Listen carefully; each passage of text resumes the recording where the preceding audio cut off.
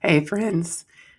Hey friends, it is Susan from legslikemine.com, and today might be one of the most important podcasts that I do because a lot of times I come in and I'm speaking to the known lipedema community or to the medical provider community. Today, I'm speaking to people who have specifically seen me on different social medias, and they've come to me and said, "That's all great, the advocacy work, that talks about surgery and this and that, but we need to go back to the basics. What does it feel like to actually have lipedema?" And one of the reasons why I think it's so important to hear this from a patient perspective, it's not me dancing around in compression or me talking about what's going on Capitol Hill, but it's actually something that the doctors can't tell you because they have not lived the experience, most of them. We do have a couple of lipedema therapists who are actually patients themselves. Maybe they're at different phases and stuff like that. But I'm a stage 3 patient, which means it's progressed. I had it for a really long time, more than 20 years before I was able to get a diagnosis. And what's really funny about that is I was actively seeking a diagnosis. I was actively seeking treatment because I just didn't know what was wrong with my legs. And so I'm going to tell you today what the literature says so that, this is what doctors might hear whenever someone comes in and they're trying to figure out what's going on with their legs. But I'm also going to tell you my lived experience. So let's jump into that today. So before we start, let's start with this. So what is lipedema? So lipedema is a chronic abnormal disorder where fat deposits typically symmetrically, show up in places that they're not proportionate to the rest of your body. And the way I describe it to people who are literally like on the street and want to know like what's that T-shirt all about or whatever is I say it's a disease I have where my legs grow and grow, and it if you see people on the street who are have little bitty waists but great big bottoms and great big legs or sometimes great big arms, really just a very layman's term type, discussion. That's what lipedema is, and it is caused by, well, triggered by times of hormonal change. So a lot of times it'll show up when somebody's going through puberty or pregnancy or menopause. For me, particularly, I was always a plus size girl. I still am. And what happened was I went through fertility treatments, some hormonal based fertility treatments. I did both a pill, I think it was called Clomid. It's been a long time now, y'all. Clomid. And then the next month, I did some injectable hormone treatments. And then while I was pregnant, I had to do like progesterone and stuff like that with my first baby. And when I left the hospital from delivering the baby, I had had some complications on the delivery room table and stayed an extra day and all that stuff. And so I had an extra day of like IV fluid and all that flowing through my system. So when I left the hospital, my legs were incredibly swollen and really, really painful. And I just thought, oh, it's because I've had all this IV fluid flowing through my body. But no, I actually left the hospital with full blown lipedema where I had not had it before in my life, which is really weird. Nodules and everything too. It's like it developed really quickly once I got that baby out of my body, right? And then I went on to have, I did another round of hormone treatments, the same injectable medication, and I got pregnant and I lost that baby. And then I got pregnant on my own, so naturally, after I had lost some weight. I was just doing sort of like a keto type diet and I lost some weight and got pregnant. So anyway, that's kind of the story of how it all happened for me. And as a parent, the first few years are just crazy chaos. You don't know what you're doing. You're trying your best. You're focused on the child. And so the first few years, I wasn't really focusing on trying to figure out what was going on with my legs. But then, I had my first child in 2001. And by 2009, I had the kids. I was done with all of that. And I wanted to lose some weight. So I went in and got bariatric surgery the first time. And I lost about 170, 180 pounds. And what I noticed was that in pictures, and I'll see if I can drum up a picture and show you of what my legs look like. One day that I was taking my kids to the beach on the way to a cruise, and you could see the back of my legs. I was like wearing a size medium up top and probably a large or extra large down bottom, but my legs still had full on lipedema, which is pretty crazy. And of course, over the course of time, the weight came back on and all that stuff. But my legs got bigger. They developed more nodules as I got older. But the whole time, even whenever I was at my smallest ever as an adult, I had full on lipedema. So, what it feels like, the one of the main things, there's two things for me in the way, actually three things for me in the way that it feels. One, regardless of what my weight is, my legs feel super heavy and it makes me want to walk really slow. I can't, it's like I almost can't walk fast in a way. I can't imagine running. They just feel like I'm walking through wet concrete all the time, just so heavy. And this is interesting. It's regardless of whether they're inflamed or not, they just feel heavy all the time. And I have it in my arms too. If you're watching the video screen, I'll show you what my arms look like. I'll show you some images of my actual legs too before I had surgery. But my arms feel heavy, and even though you can tell I work out now, and the bottom part of my arm, my tricep area is relatively empty. It still feels incredibly heavy, even in that affected area. So heaviness is one of the things that I feel a lot. Pain is another one that I feel, and the pain changes for me from day to day based on inflammation status. But there's a constant level of pain, which I think is interesting, and I think you start getting used to it. For me, the pain is the worst in the evenings, like whenever I lay down at night, and if my legs are tired, or if especially if I've eaten an inflammatory food, or if I've been standing on my legs for very long, the pain can almost be, it's just like unconscionable. That's the untenable. I don't know what the word is. It's bad. And so I keep a tube of Voltaren cream next to my bed to just try and ward off some of the pain in the evenings to help myself sleep. And then sometimes I will take a melatonin or some other pain medication, because it's just like a deep aching pain. It's almost like bone pain. It's so deep in there, right? And what alleviates it, or what makes it feel better for me specifically, is using a vibration plate. I keep it underneath my desk here in my office because I spend a lot of time in the office, and I run that vibration plate all day long unless I'm recording or in a meeting.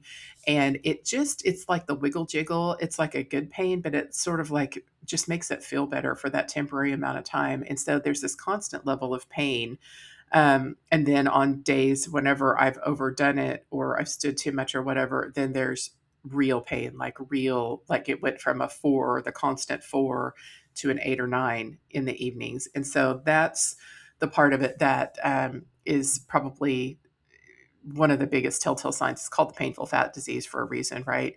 But another thing about pain is, like, there are certain areas on the top of my legs that I realize there's pain happening more. If I'm sitting on the couch or something and the cat walks on my legs, I'm like, ouch. And I did not know that that wasn't normal, that it hurts when the cat walks on your legs, or if you push on your legs. Um, if there's pressure at all on your legs, that it causes like acute pain, which is different, right? It's not the constant aching chronic pain. This is acute pain, and you're like, get off of me, cat. And so I didn't know that that was like a telltale sign of lipedema. I actually did a couple of years ago, probably during Lipedema Awareness Month. I did an ad campaign. I'll see if I can drag it up for you. That it literally was like, does it hurt when the cat walks on your legs? You might have lipedema. I'll show it to you, because it was a big eye catcher. And in my mind, I could see it as an actual billboard someday, right?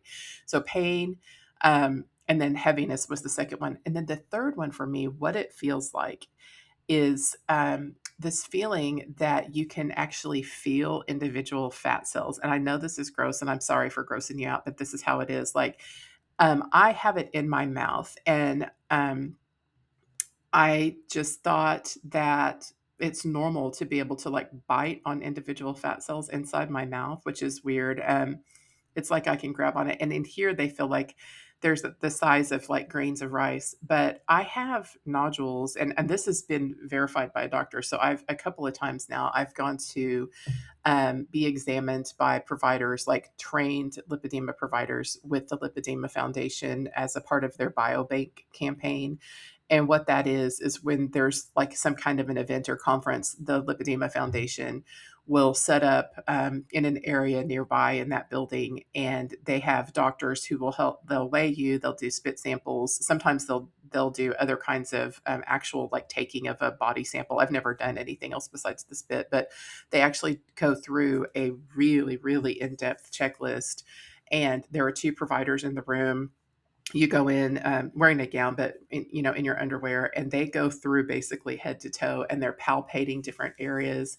They're looking for bruising. They're looking for the nodules. They're looking for the development of like some vein problems or advancement progression type stuff. And so anyway, I've had these doctors go through, and they're feeling of your legs, and they can feel like behind my knees. I have um, nodules. They're called nodules. You might think of them as like a lipoma if you're not familiar with this, but they feel, for me, they're like I can feel them, and it feels like I have a golf ball behind my, especially my right knee for some reason, and all the way up. Like when I've been in the pool for a long time, and you guys know I'm a big proponent of aquatic therapy to help reduce the lymph volume whenever you've got inflammation and stuff like that in your body. And here's why: if I've been in the pool for a long time, and I've had to get out and use the bathroom a couple of times, because you can feel the fluid squeezing up out of your body as you're underneath all this hydrostatic compression. When I get out, I'm decompressed, right? And a lot of times, if I've been in the pool for a long time, I'll go get in a warm bathtub to warm back up and, get all the chlorine or whatever off my body. And at that time, if you rub your hands down my leg specifically, you can just feel it go bump, bump, bump, bump, bump, bump, bump, bump. You feel it. And I mean, other people can feel it. And if I were to press on my skin, you could actually see what looks like marbles underneath my skin. And so, you feel it. You can feel it lightly, and that light pressure doesn't cause additional pain. But if I palpate just a little bit, it's extremely tender and extremely painful. So it's one of the things where it's like people don't realize, like, it's way more than just weird fat deposits on my legs, or just having fat legs or column legs or cankles or whatever you call it, right? Like, it's actually a painful disease. And the other thing about it is that it creates extreme fatigue. And, there are all kinds of theories about why there's fatigue. What my take on it is that, these fat cells, the cells get so big, they don't have the ability to have fluid and lipid drops move in and out like a normal fat cell would. And so they get great big, and when they're all great big and crammed in together, then the lymphatic fluid, the interstitial fluid, can't move freely like normally lymphatic fluid or interstitial fluid would be able to move freely and go back up your system. It gets stagnant in the areas between these fat cells. And when the inflammation like this builds up, then what happens is, if it stays inflamed for very long, it develops what's called fibrosis. And fibrosis, if you can imagine this, it's basically just scarring. It's the tissue that used to be soft and wiggly, like my arm, right?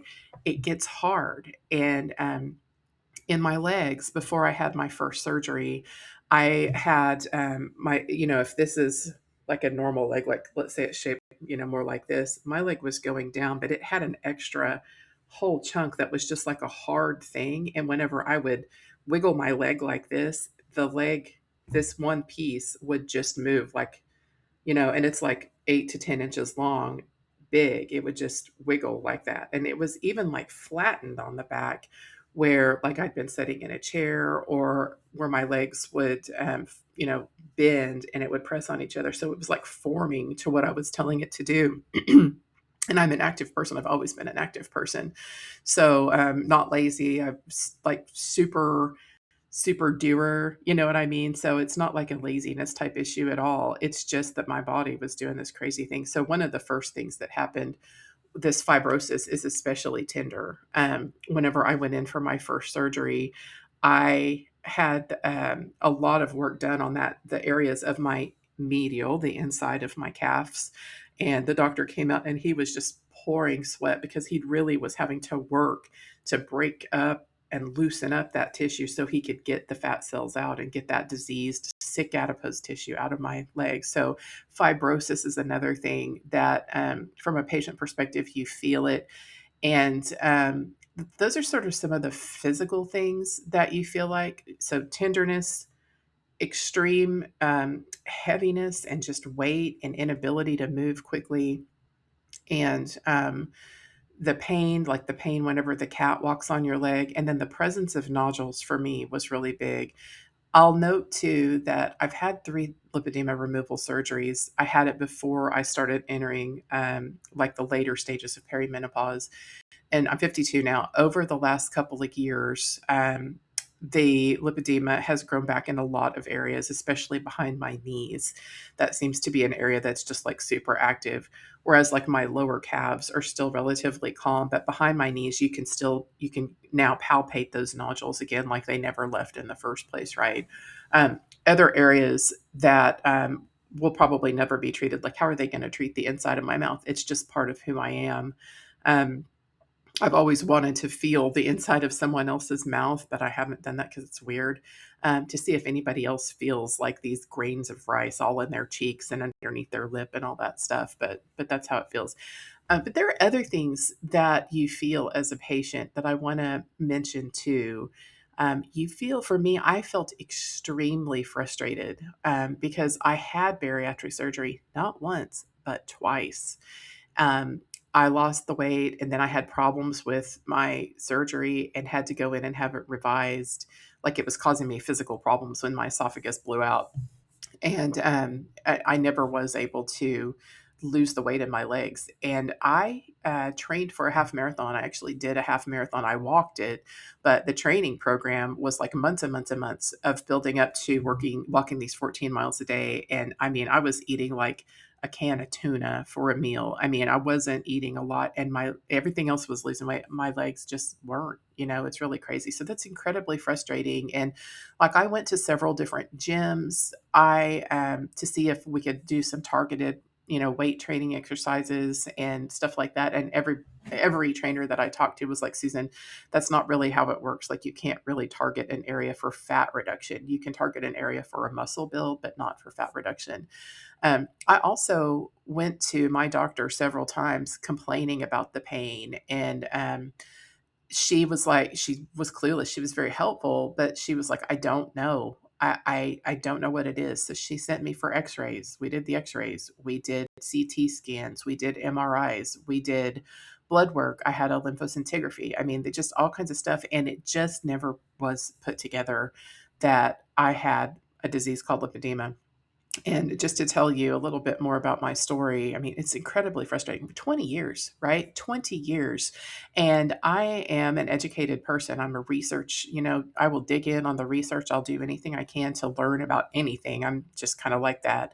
I've never had come across the word before. And that's one of the reasons why I have legs like mine, is because maybe there's one more person out there who one is wondering what the heck is wrong with my legs, but also I share pictures of my legs intentionally, even though it's embarrassing. And that's another thing that we feel is embarrassment and shame. Shame is a huge part of this disease, right? Especially in our culture where fat is just not acceptable.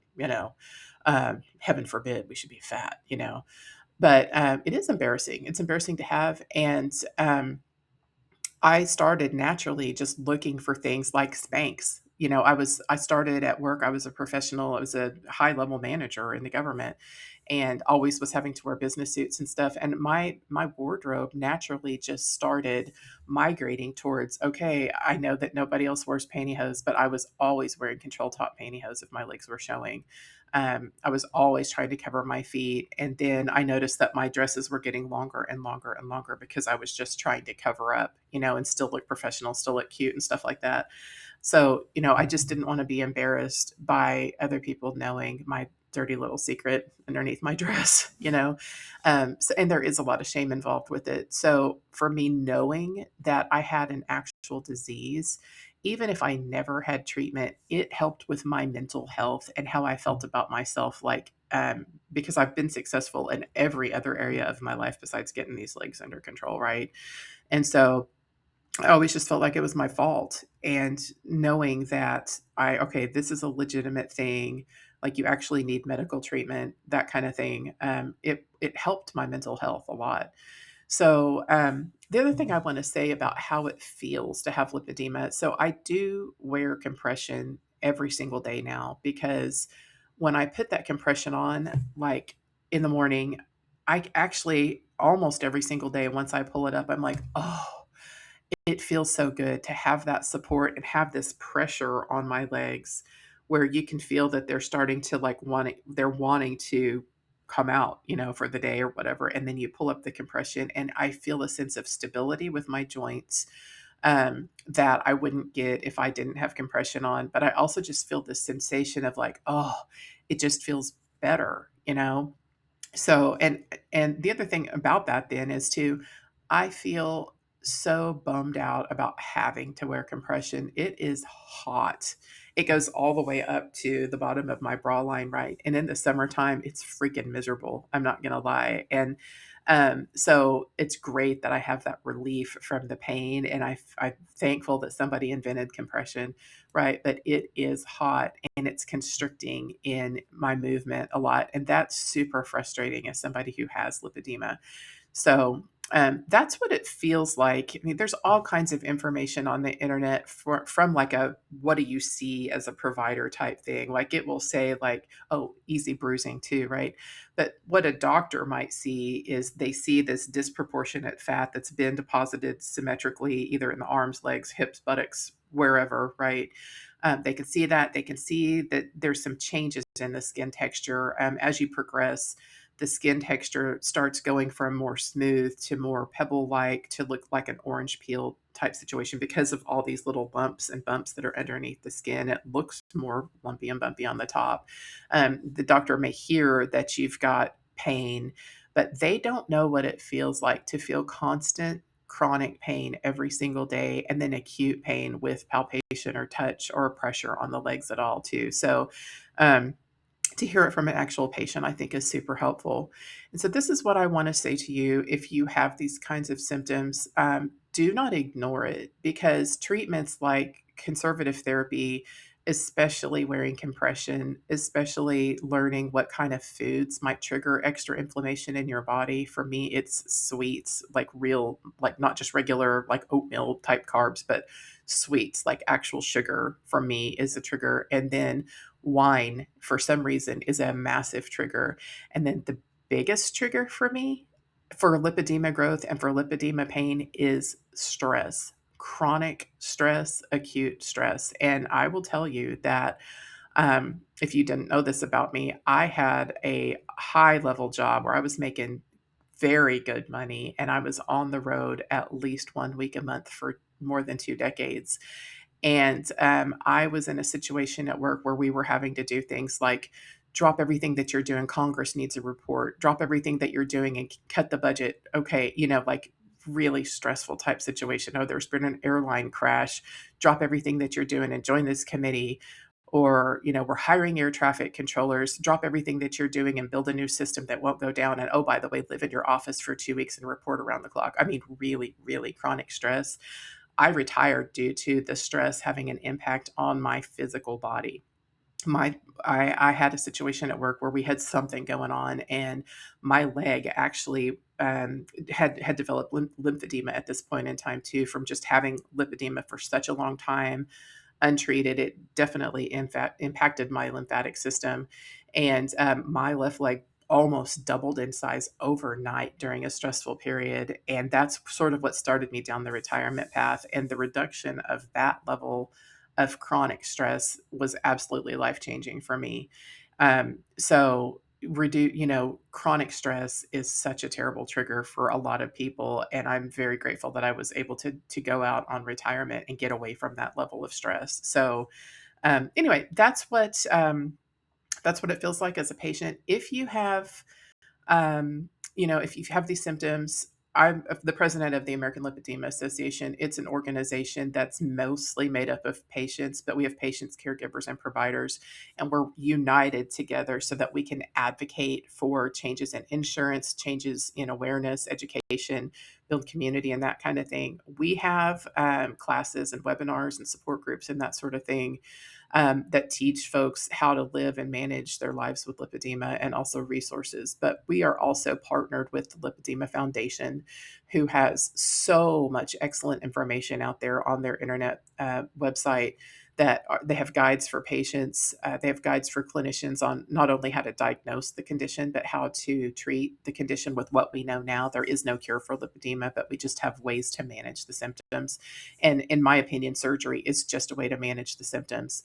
I had 3 surgeries back in 2021, and it's 2026 right now.